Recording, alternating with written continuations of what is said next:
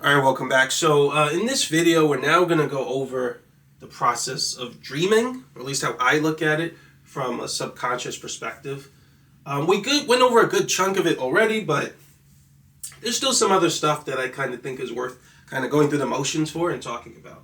So just to go over this first point, you can probably have a good sense of how I think about it, but when going to sleep, the brain releases chemical messengers that stop charging the subconscious at the ground state level.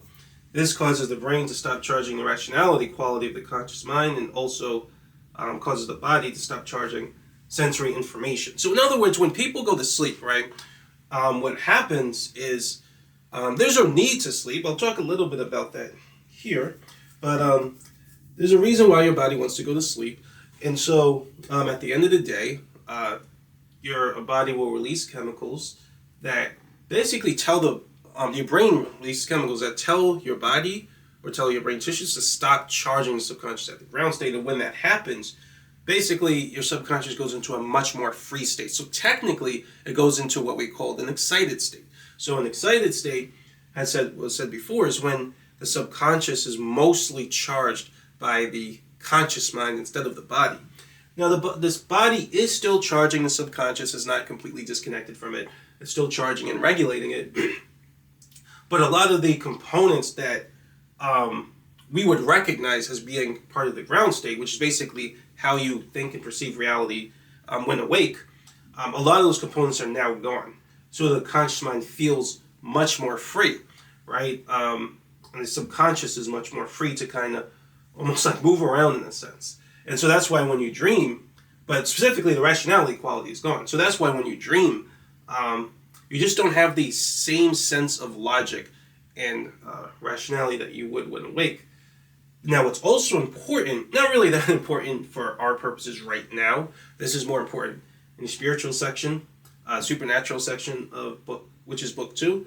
The body also stops charging sensory information. So it stops charging information from your 5 senses.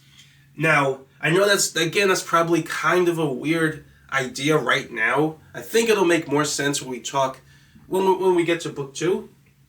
But for now, just to remind ourselves, what I was saying before was that your sensory information, so information for your 5 senses about the physical reality, that actually also is a charge from your subconscious, and that charge comes from the body. The spirit doesn't need that, but the spirit senses are basically turned off, and so the body, the conscious mind relies on the sensory information from your body to sense things, right? And we'll talk a little more about that in book 2. But so when the body isn't feeding sensory information into your subconscious basically can't compel the subconscious can't compel the conscious mind with sensory information. So that's why your sensing of physical reality pretty much goes off, right? It's still there, right, a little bit, but it's much weaker. And that's what allows your conscious mind to kind of experience reality just through your imagination. Why that happens is something we'll talk a little bit more about in the next chapter. Has to do with your attention is almost like bandwidth. We'll talk about that a little later. But yeah, so that's what allows you to, the weakening of the ground state and the lack of sensory information being fed into your subconscious is what allows you to basically experience your imagination like its own reality, right? And it's also what allows you to start basically using certain abilities at a transcendental level. So in other words, transcendental imagination. So we said that it's your imagination becomes very, very vivid and very intense and very in HD or very high definition. That's exactly what happens when you start dreaming once your body stops feeding information. So in other words, it goes transcendental, very transcendental, much more so than when you're awake.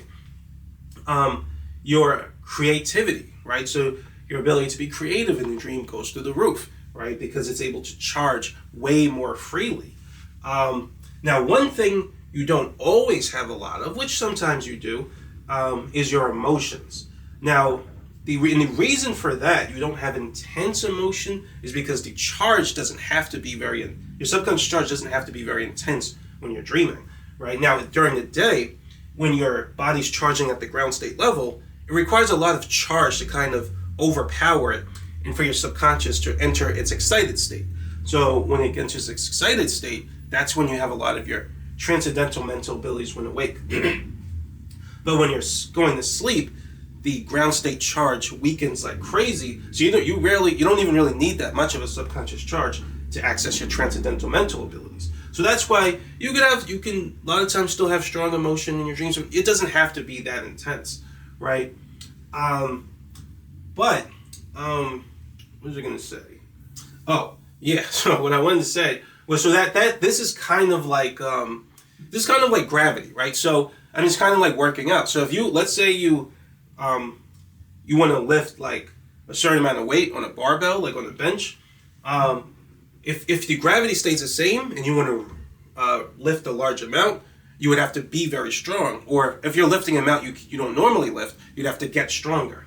But if you just reduce the gravity, then it would be much easier to lift the weight without you getting stronger at all. But you'd have to change something. You'd either have to get stronger to lift the weight or change the force pulling the weight down, right, without you getting stronger. So that's kind of how it works when dreaming. Instead of having to charge the subconscious for your subconscious to have these strong transcendental abilities, you just weaken the thing that's preventing it from entering a transcendental state in the first place, which is your ground state charge. So that's kind of the dynamic. That's kind of how it works there. And let me see, what does this say? Free state. Yeah, so let me go over this next point. So basically, when you are dreaming and you no longer have that ground state charge, the conscious mind is in a free state where it's less stable and resistant to compulsion, yet the subconscious still obeys commands from the conscious mind. This creates kind of an aimless storm of subconscious compulsions and intentions, and is partly why dreams are so random and all over the place. So I kind of wrote that a little weird. But basically what I'm trying to say is that when a conscious mind doesn't have rationality, it still has free will, but it's going to be susceptible to the subconscious. So when the subconscious compels it to think something, right, it's going to think. It doesn't have the rationality to really resist the compulsion. It still can even then, but it doesn't really have the logic or rationality to do so. It kind of requires logic to do that. So you would need a reason to resist an urge coming from your subconscious. Like if you want to diet, right, you would remember and recognize that your desire to diet is why you should not give in to the urge to eat something. So it's the same thing here, but without that logic and that memory. Oh yeah, we haven't really spoken about memory. I'll probably talk about that in a few, but yeah, so without the logic and the memory to recognize why you shouldn't give in to this compulsion, the conscious mind just sort of gives in. It just sort of thinks along with whatever the subconscious is compelling it to do. Now, even when it does that, and it produces a new intention, that still commands the subconscious mind. The subconscious mind still becomes quantized by that new intention. And so it creates kind of is that kind of what we were talking about before? It creates kind of a feedback loop of between intention and subconscious compulsion and back and forth again. This loop isn't like, isn't exactly like the one we talked before, but it's very similar. So it creates a feedback loop that has no aim because the mind doesn't have any rationality. The mind's not resisting the subconscious doesn't have rationality. So it's just an aimless kind of loop of intention and compulsion. So that's why sometimes in a dream, you may notice something that you're thinking about just sort of manifest in the dream. Basically, it's like your imagination almost coming to life, right? It basically it's just way more transcendental than normal. So it's much more vivid. Your imagination's way more vivid. It feels way more in HD. So yeah, that pretty much just is you get lost in a kind of endless feedback loop between the two minds. It doesn't go anywhere because, again, you have no logic. There's no one to aim or steer the ship. And then you just wake up again. Now, two things to say about that is that technically, because the body isn't charging the subconscious at the ground state level, technically it's way easier to charge your subconscious in that state. And sometimes you may notice that when you feel a very intense amount of emotion when in the dream, right? Even though you didn't necessarily feel it earlier, before going, sometimes that just happens, right? And that's because it's way easier to charge it there.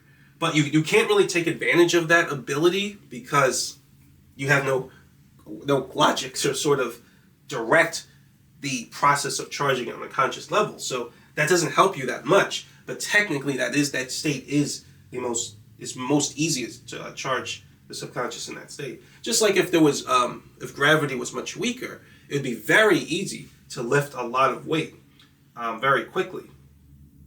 Now, I also say this is partly why dreams are random and all over the place, but that's not the full reason. The dreams don't just come from this process or the subconscious mind, right? In terms of what manifests in your dream, there's other parameters that determine it, and those parameters are more spiritual and metaphysical. So dreams are really, really, really, really important for your spiritual growth and spiritual understanding, right? It's crazy that people don't recognize, they don't access the information available in their dream for spiritual growth. We'll get to that later because that's very important. If you want to be any kind of have any degree of spiritual growth or spiritual understanding, you absolutely need to pay attention to your dreams. But anyway, another thing I want to talk about here, which I think I was going to really get to in chapter 8, chapter 9, either 9 or 10, but memory, right? So I'll just go over it now. So your memory, your ability to remember things, right? That actually is also a subconscious compulsion, or your ability to recall, right? I know it doesn't seem like it, but it is. Your ability to recall pretty much anything you did in the past. So something you did yesterday, something you did the day before, right? And you try to remember what happens. When you do that, you hold an intention and try to remember something, right? And what happens is your subconscious switches to what you might call the recall frequency, right? And then on that frequency, you're compelled to remember something earlier in time. Now, the subconscious can charge that frequency at will. So, the conscious mind can charge that frequency at will, and then you'll be able to remember things on a transcendental level. So you'd have like a super memory, and some people do that. In the book, I forget where I read it, but in the book there was like this thing called World Memory Competition or something like that, a World Memory Championships, I think it is. But there's some type of competition where they practice remembering things, right? And so these people, what's interesting is I read that many of them were not born with that ability to remember things at a super intense rate. They just kind of train their minds to do that, right? It's in certain ways, it's almost like they're training their brain in a way that shouldn't be possible for it, right? The brain shouldn't be capable of remembering the amount of things they remember.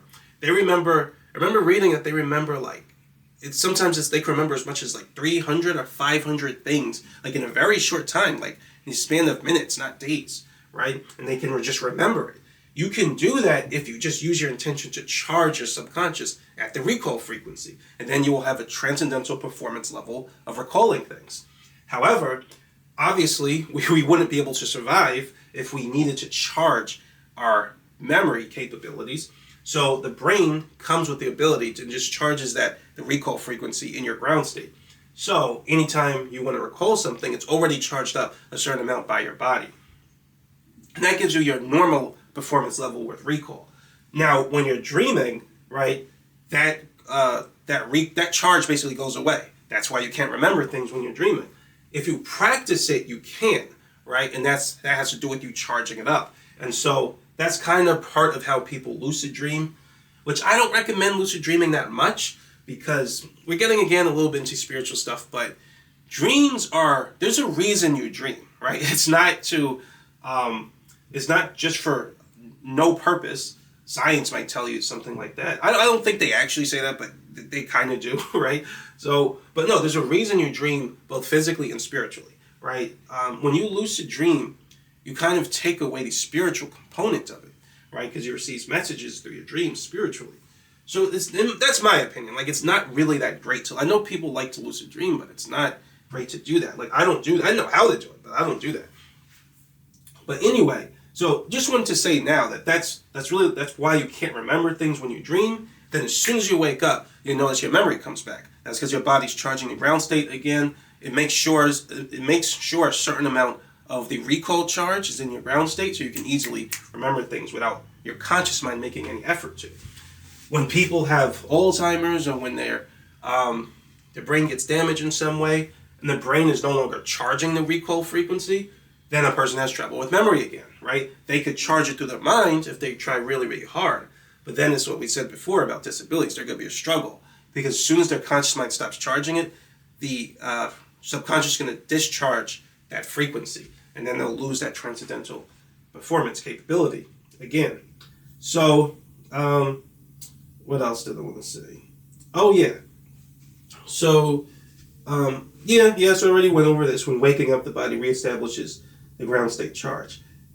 Now, this part's kind of important. So, the intensity of the ground state charge weakens throughout the day, becomes strong again when waking up. It's hard to charge with the conscious mind right after waking up and before going to sleep. The best time to charge is in the middle of the day. I kind of wrote that spread out in terms of points because I didn't have enough space. But basically what I'm saying there, what I'm getting at, is that the chemical messengers in your brain, right, that result in the ground state charge, they fluctuate throughout the day. So they're not at a fixed state of charge or a fixed intensity, right? So when you first wake up, right, when you feel refreshed and you feel focused and like you can start the day, that's because your ground state charge is the most intense, right? So your brain basically needs time to recover and recuperate. It's the ground state chemicals. That's not the only reason you sleep, though. There's another reason, which we'll talk about in chapter 9 and 10. But, well, I think just chapter 9. So there's another reason it does that, which we'll talk about. But for now, the brain has to basically take the ground state offline in a way. And so it needs to heal and replenish chemicals, repair tissue. And then when you wake back up, now it's back at full, it's healed basically, and now it can charge the ground state at full force again. So you'll notice when you wake up, you feel very focused and very refreshed, but it's also much harder for the conscious mind to charge the subconscious now, because remember what I said, when you charge a subconscious and it enters an excited state, and in that excited state is where you have your transcendental mental abilities, it has to basically be mostly charged by the conscious mind over the ground state in order for that to happen.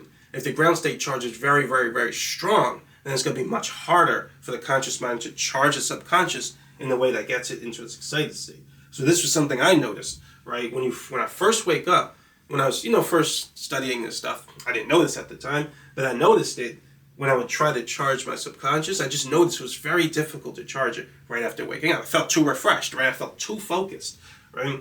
And so this is important to remember. And you may notice this also, even if you're not, consciously trying to charge the subconscious, you may have listened to a song, right? You have a song stuck in your head that happens from a subconscious charge, right? So when you're listening to the song, you end up charging your subconscious a lot. We'll talk more about how that works in chapter 9 and 10. That's a very important chapter because we talk about memory. But when you're listening to a song, you charge your subconscious in a certain way, right? Your subconscious will compel you to keep playing a song in your head. That's why you can't get out of your head. You feel an urge to express an intention that expresses the music and the song again. So when you keep doing that, your subconscious is highly charged and it's in an excited state. But when you go to sleep and you wake up, you notice you don't feel it anywhere near as strongly. That's because the ground state charge has been reestablished, right? I also think the brain does kind of like a cleanup where it treats like recent charges or memory. We haven't talked too much about memory yet, but it treats certain charges in memory related to your subconscious charge. Related to your subconscious charge. It treats it kind of as junk and tries to clean it up. So when you wake up, it'll make your charges just naturally weaker, right? It needs to do that for reasons we'll talk about in chapter 9 and 10. So, but yeah, when the ground state charge is much more established, it's just harder to charge your energy. So that's important. Now, so I say here that it's hard to charge right after waking up, but then I also say it's hard to charge before going to sleep. Now, why is that? It's harder to charge before going to sleep, not because the ground state charge is too strong. It's actually harder to charge because it's too weak, right? In this case, no, I shouldn't say that. It is much weaker, but when the ground state charge becomes too weak, now you lose the rationality component, right? So it's much weaker. That's why when you go to sleep, when you're very sleepy or very tired, right? you notice it's harder to focus, right? It's harder to keep your mind from wandering off like it does in a dream. That's because your ground state charge is much weaker. Now, it's not all the way weak. Your body actually just releases chemicals to make that happen. But even if it didn't, it does that before your ground state gets so weak that you're going to basically become delusional and start hallucinating, right? So when it gets that weak, that's a problem. So your brain doesn't you don't just get sleepy when your brain reaches that state. It basically releases chemicals and tries to get you to sleep way before that happens. But yeah, let's say you don't sleep, your brain's ability to sustain the ground state gets weaker and weaker and weaker. So it's harder to keep you focused and keep you using rationality and logic. So remember what we said here, rationality and logic is needed to steer the ship. So it's even though it's technically easier to charge when your ground state weakens, without the logic and rationality, it's like harder to control it.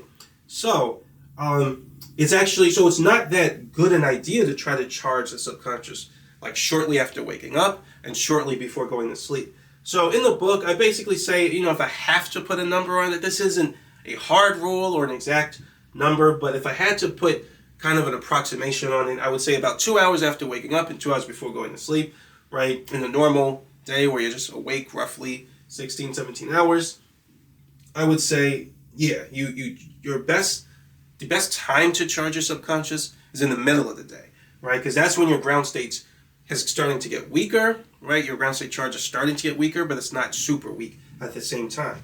So it's much easier to charge. Now for this last point, there is kind of an exception to that because there's a short period of time immediately after waking up where the subconscious is in a sort of in-between state where it has some of the properties of the ground state and some of the properties of the free state it has when you're dreaming. So that's going to be important later because that's a special kind of subconscious charge we're going to talk about. I call it the morning charge. We haven't talked about charging yet. That's all the way in chapter 11. I'll talk about the morning charge in chapter 12. But basically, I like to think of it as almost being like a phase change in matter, right? So when water is changing phases, right? So when it's in a solid state, we call it ice. And then in a liquid state, we would just call it water. I still call it water sometimes in both cases.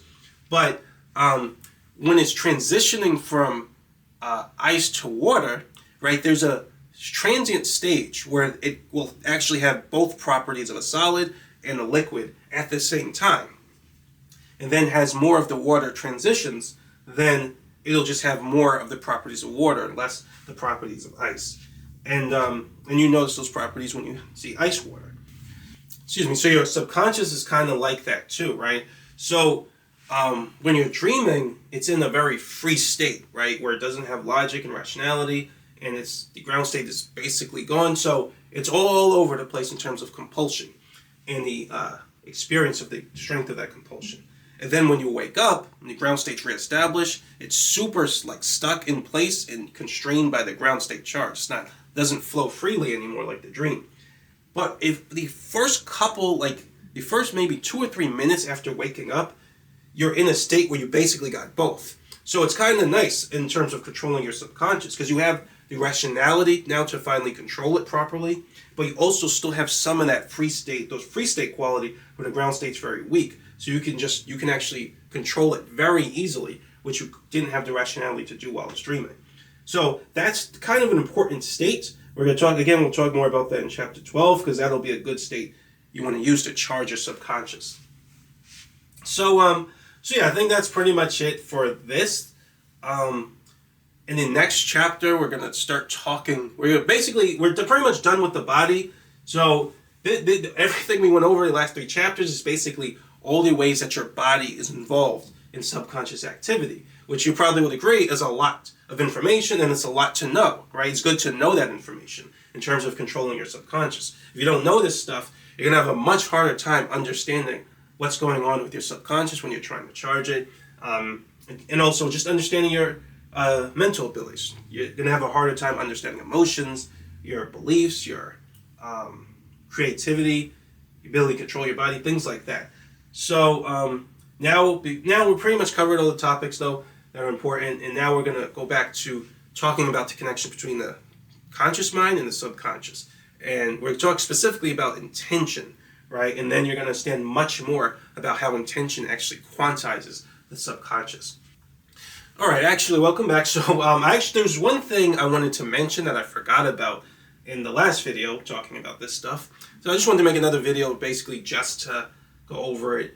It's important enough to kind of put here. It's important enough to talk about. So one thing I forgot to mention was the charging component and how that carries over to your dreams. So another thing that you may have noticed happens, right, is when you're thinking about something a lot in the day, or you're in a very charged emotional state, you may notice it carries over to your dreams, and you start dreaming about something related to what makes you so emotionally, is putting you in an emotional state. And the reason for that is because your subconscious, when you charge a lot of subconscious energy, as I said before, it's a transient process. So it takes a while to discharge. So if you charge your subconscious very intensely and then you go to sleep, the energy hasn't discharged yet, right? So it's actually still going to be there in your dreams, and your subconscious is still going to be compelling you according to that subconscious charge. So a lot of times, when you charge your subconscious when you feel a lot of emotion, you'll also feel that emotion in your dream. Or when you have a very strong belief, right, you'll also experience that belief kind of manifesting itself in your dreams. So that's why it's another reason why it's important to be charged up at a positive frequency. So when you're charged up at a positive frequency, or you feel a positive emotion very strongly, it's going to manifest in your dreams, right? And you'll usually, not always, but usually you'll have a positive dream. And you may feel that emotion very intensely, or even more intense in your dreams. And if you're charged up at a negative frequency, a lot of times that'll lead to negative dreams. Sometimes even what you would call nightmares, right? So yeah, that's basically it. I just wanted to mention that. I thought that was important enough to make another video for.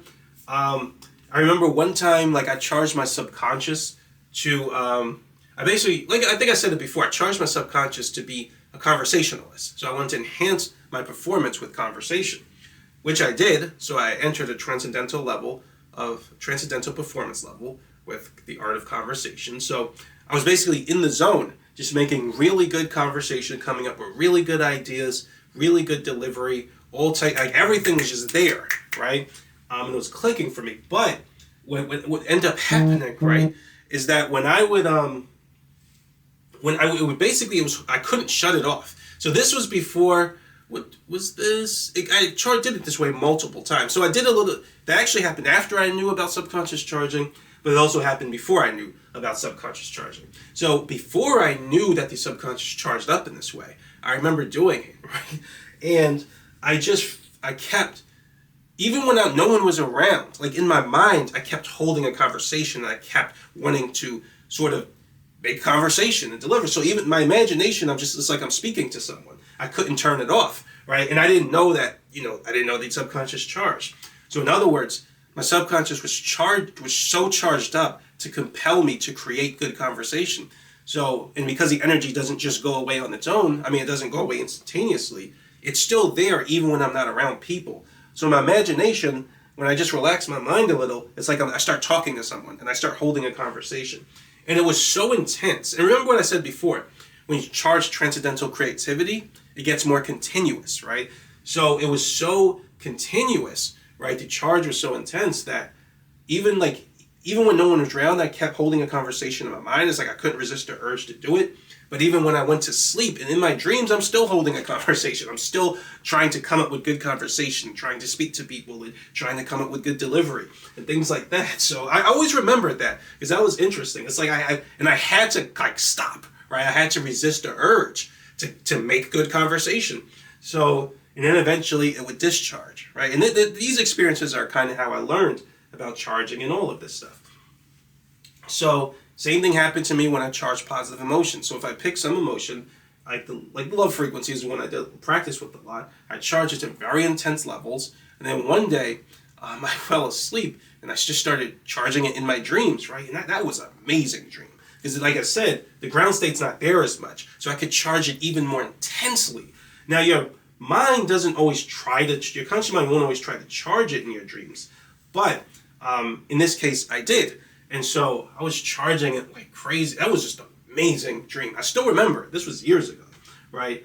But, I'd say all of that to say that your subconscious charge will carry over into your dreams, right? So very important to make sure it isn't negative, right? And then when you wake back up, the ground state will reestablish itself, so it tries to break all of that up and decrease the charge.